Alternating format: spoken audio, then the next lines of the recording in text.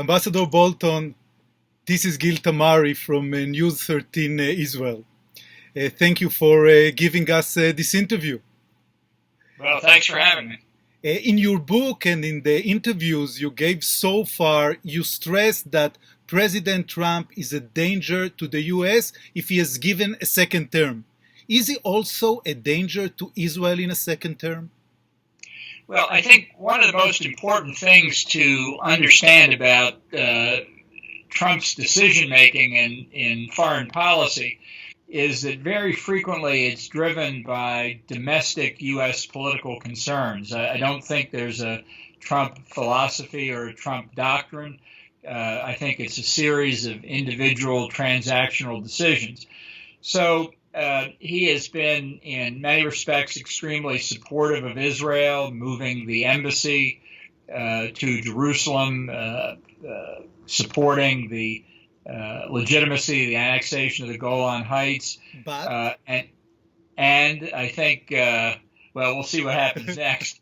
And also a very tough policy on Iran, getting out of the Iran nuclear deal, and so on. Now, the question is, if he's reelected and the need to face the people again disappears, whether with respect to Israel or any number of other national security issues, and also some domestic issues, will he continue to do the same thing, or will he do something else? And I don't think if you face that question honestly, you can really give an answer to it. So it's, for me, the election turns out not to be a very happy choice. And I hope I'm wrong on that, but I'm very worried about it. I hope I'm wrong with respect to what Israel faces as well. But I think you have to go into this with your eyes open. So you think might be a risk to Israel? Yes, because I think the president's policies could shift. I lay out in the book how eager he was to have a meeting with the Iranian leadership, whether Rouhani or Khamenei, to talk about getting a new nuclear deal with Iran. Now, my perspective is that this regime in Tehran will never voluntarily give up its nuclear weapons, and that until that regime is gone, the chance of having a non-nuclear Iran is zero. So are the Iranians prepared to talk to get relief from the economic sanctions, to buy time so they can continue their nuclear program? Sure, they're willing to do that. And just as Kim Jong-un played Trump along in the Korea context, I worry that in a second term, the Iranians might be able to do the same with Trump. So that, to me, is a danger for all of us, because an Iran with deliverable nuclear weapons is a real threat. Is he going to attack Iran if needed? You know, he certainly said a lot publicly about never allowing Iran to have nuclear weapons. George W. Bush used to say that it was unacceptable for Iran to get nuclear weapons. And when I hear the word unacceptable, that means I will not accept it. Whether that's what Trump means or not, I don't know. And I think, Israel may confront the very difficult decision of an Iran that continues to make progress on the nuclear front and the ballistic missile front, having to make a very hard decision itself. And that could apply whether Trump wins or whether Biden wins. Is Prime Minister Netanyahu is right by putting all of Israel's eggs in one basket, the President Trump's basket? Well, I think, look, support for Israel in the United States is very strong among the people, whether or not Trump is president. I worry in the Democratic Party that what was traditionally a pro-Israel position has become a lot shakier. There's a left wing in the Democratic Party that's as radical as anything I've ever seen. And, I'm a child of the 1960s. I was in college in the 60s. I saw radicalism then. I thought it was bad then. In many respects, it's worse now. So I think friends of Israel, whether they're Jewish Americans or evangelicals or whatever their background is, people who understand the critical role that Israel plays in the world today, have their work cut out for them, whatever the outcome of the election. Do you foresee President Trump in his political situation giving Israel a real green light for annexation? I'm surprised that he hasn't already. I know July 1 was supposed to be a big day. Yeah, and it passed. It's not over in the United States yet. We'll see what happens. But, I think that what the president's weighing is the consequences for reelection. And I'm not in the administration, obviously, but he's got voices divided within the administration as to what he should do, what he should urge Prime Minister Netanyahu to do. So I'm not sure where he'll come out, and it could be, from his perspective, no decision today is actually a good thing because it gives him more time as we get closer to the election to make a decision better based on where he stands in the polls and what the effect on the election would be. Right now, I know people in Israel follow this closely as well. The polls are very bad for President Trump, but the election is far from over. And the polls were against him in 2016, and he won. And as I like to say, never underestimate the Democrats' ability to blow an election. So it's still very much up in the air, and I think he will be making these political decisions right up until November the 3rd. So at the foreseen time being, no green light for Israel for annexation, at least at the meantime?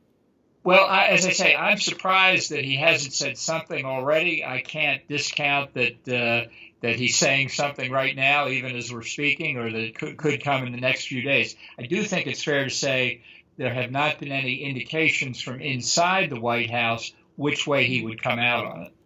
Ambassador Bolton, Netanyahu is regarded in Israel as the Israeli version of Donald Trump. He imitates Trump in everything. Was it also your impression when you worked with him? No, not at all. He's Prime Minister Netanyahu is a very successful politician. I've had the privilege of knowing him for many years. I'm a great admirer. Among other things, he's a master of geopolitical strategic thinking. And I don't know any world leader who has had more experience or had to face. So comparing to President Trump, please. It's no comparison. It's no comparison. Look, Prime Minister Netanyahu's had an incredible political career, and it could well be during his remaining time as Prime Minister there are going to be some very hard decisions to be made. But his background and his experience compared to President Trump, I have to say I'm just glad that Israel's on the U.S. side. Wow, it usually should be in the other way to put the sentence, but okay. You mentioned in your book that Prime Minister Netanyahu didn't think highly of Jared Kushner when he was appointed to lead the presidential peace effort. What is your take on Kushner? Well, I'm just trying to point out that Henry Kissinger failed to achieve Middle East peace, and I think it's important that the strategic changes in the region did open an opportunity. They opened an opportunity for a number of the Arab states to be able to say, look, we've got to get past this Palestinian question. The threat posed by Iran to the Gulf Arabs in particular is existential. And it's a lot better to be united with the strongest country in the region with enormous intellectual property at its disposal.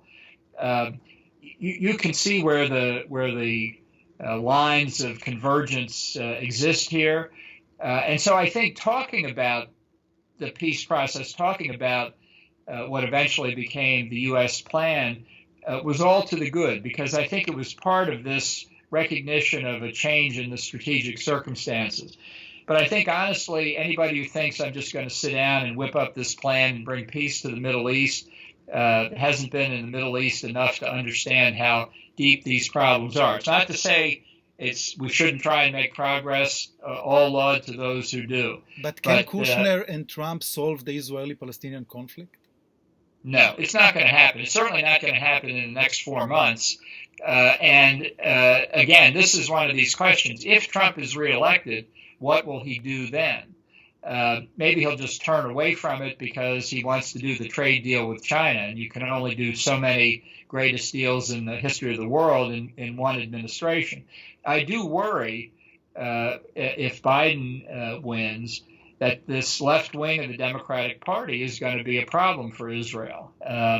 So it requires work not in traditional circles where Israel is concerned and has been historically concerned in the United States. It's really within the leadership of the Democratic Party. I think that most of the work needs to be done. And is Kushner capable like Henry Kissinger that you mentioned before?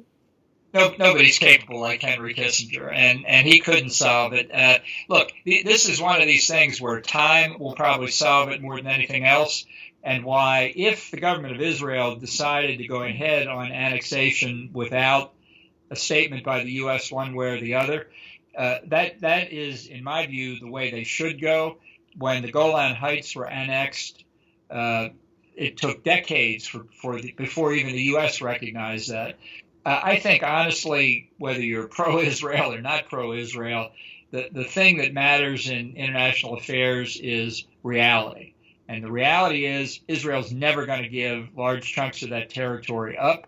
And when people begin to understand that, then you can begin to be more realistic about what the real solutions are going to be. You cannot be afraid to act on the basis of reality. In your book, you also mentioned that President Trump said in a meeting that Bibi has his support if he decides to attack Iran. Can you elaborate a little bit on this incident for our audience? Well, that was pretty much the extent of it. And you know, what it reflects is that I think most Americans really understand that nuclear weapons in the hands of the Iranians are a threat not just to Israel, but to the United States as well. And there are a lot of situations in the world, and I'll skip Iran at the moment, I'll just speak hypothetically, where a lot of people wish other people would take the hard decisions and do the rough tasks. I think the answer in Iran is regime change. I think if you could get the Ayatollahs out, I mean, this is the source of radicalism in the Islamic world since 1979. I don't think the people of Iran really believe having nuclear weapons will make them safer, but their voices are not heard now. So until the regime changes, this threat is going to continue. But please take us into the room when you heard him saying it and describe for our audience a little bit what happened there. Well, it was a brief conversation. I think I was on my way to Israel at the time. Obviously, any leader of Israel has got to have discussions at the strategic level about what to do about the Iranian threat. And a lot of things have happened in the Middle East after I left, so I'm not going to take credit for them. I think the death of Soleimani, the death of al-Baghdadi, these are signs that the U.S. does have limits. And the fact is that Iran's presence, its support for international terrorism, its conventional military activities are threatening, just like its pursuit of nuclear weapons is. This regime is a threat to international peace and security. There's no getting around it. You can talk about 6,000 years of Iranian civilization, which I greatly admire. I'd love the chance someday to go to Iran and experience that civilization. I'm not waiting for my invitation. It's not the people or it's not the people of Iran that are the problem here. It's the regime. Carl Bernstein reports that people who worked closely with Trump at the White House found him to be delusional, someone who doesn't bother to read or prepare for meetings, doesn't know the details. Was it also your impression? Yeah, well, I think he's a little jealous my book got out before his reporting did. But what I tried to do in the book was present facts, not my opinions. I have opinions in the book. That's not the purpose of writing the book. It was to tell the story in some important policy fields, writing for people to evaluate in terms of this election in the U.S., but writing for history as well. And, you know, people can read the book. They can make up their own minds about what they think about Trump. I've given, as I say, my views. But I just think that very few people get a chance to be in the room where it happened. And so those of us who have that honor and privilege have an obligation. This is I'm not going out to sell a tell-all memoir. If I had wanted to make money, I wouldn't have gone into the government in the first place. I can assure you of that.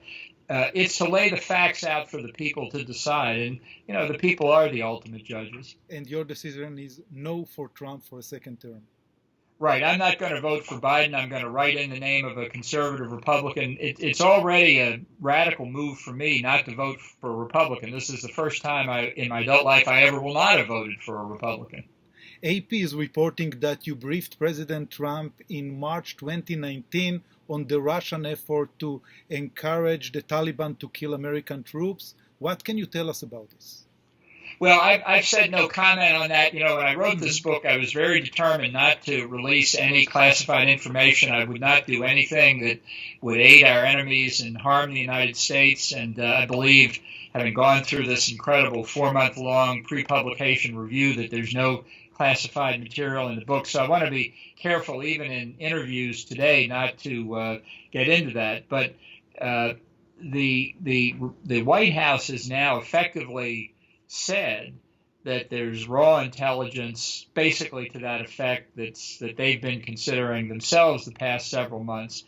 And here's something you may find strange, but Susan Rice, who is Obama's second national security advisor, wrote this morning that if she had seen this kind of information when she was national security advisor, totally verified or not, she would have walked in and shown it to Obama. And I have to say, I agree with Susan Rice. If I had seen that kind of information, I'd have taken it into Donald Trump. What do you think about this entire story of Russia trying to actually, by the Taliban, killing American troops? Yeah, this is very serious if it's true, and I just underline the word if it's true. It's the same as a direct attack on American service members. There's no surprise here. Russia wants us out of Afghanistan, out of Iraq, out of Syria, out of the Middle East more broadly, out of Eastern and Central Europe, out of Ukraine, a lot of places they don't want us. And I think if they think they can engage in these kinds of activities without any cost to them, without any pain, they'll continue to do it. So over the past 5 days now, unfortunately, I think what they've seen is confusion within the administration.